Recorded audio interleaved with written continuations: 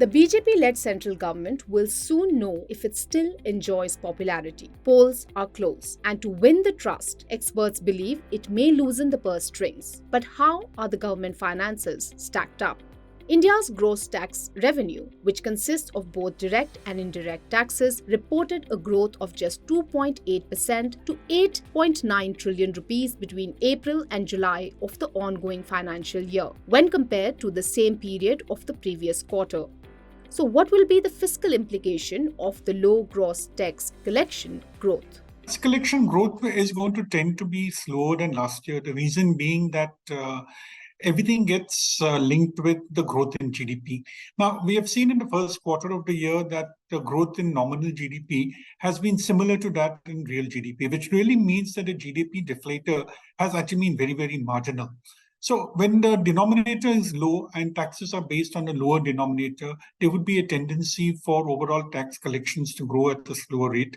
I think as long as we have negative growth in the WPI inflation, I think we will be seeing this kind of trend for some more months. Meanwhile, net tax revenue contracted by 12.6% to 5.8 trillion rupees up to July, accounting for 25% of the 23.3 trillion rupees full year target. This could be due to the increased tax devolution to states during the period.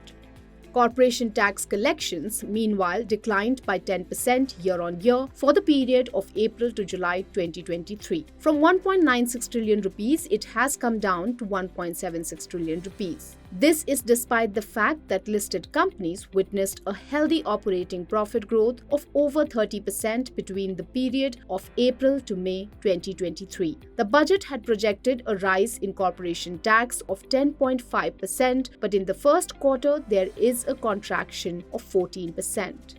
During August, the tax collected by the centre and the states and the revenue from imports and interstate sales moderated over the previous month. GST collection in August grew 11% to 1.59 trillion rupees year-on-year, but it was less than the 1.65 trillion rupees GST collection in July, while in June it was 1.61 trillion rupees. Economists attributed the moderation in collection figures to the muted growth in integrated GST and cess on imports. However, in June and July, imports fell on an annual basis. Personal income tax collection grew by 11% in the first quarter year-on-year, but it is still lower than the first quarter of last year, which was 40%. But there was some relief too. The government achieved 51% of the budgeted non-tax revenue target in the first quarter, thanks to surplus transfer of 87,000 crore rupees by the RBI.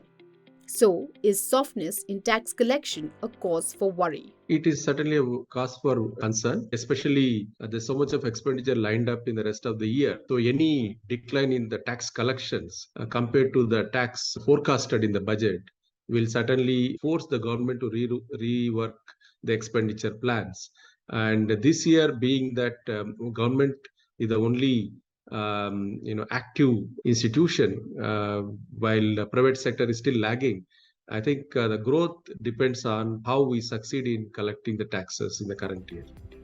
The capital expenditure of the central government grew by more than 50% year-on-year to 3.1 trillion rupees during April to July 2023. The figure was 2.08 trillion rupees for April to July FY 2022. Fiscal deficit widened in the first quarter to 25%, up from 22% last year due to subdued tax revenue collection and increased capex.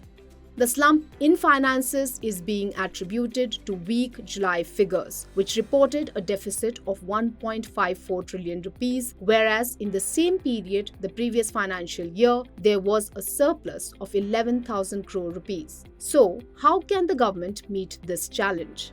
Going forward, the revenue mobilization will increase because we are expecting a better growth. But at the same time, there are one area where government might want to work a little more is the disinvestment targets. In fact, the non-tax collection side is something that they can focus a little more, and especially there are some pending disinvestment plans, and that can be speeded up.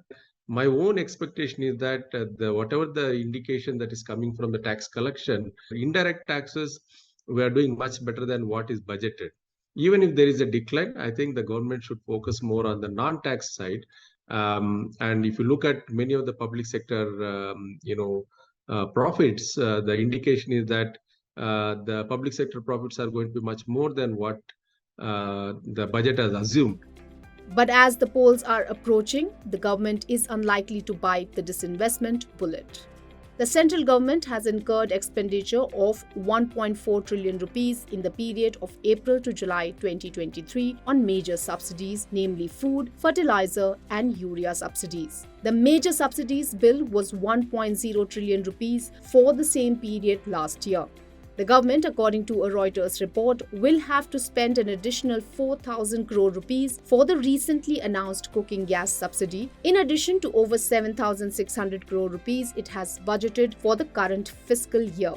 Clearly, the government will have to do a tightrope walk, driest August in a century, and upcoming polls will test the government's resolve to keep the country on the growth path.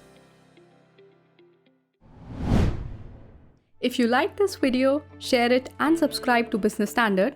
For more news, views and insights, log on to www.business-standard.com. Do also follow us on YouTube, Twitter, Facebook, Instagram, Telegram and LinkedIn.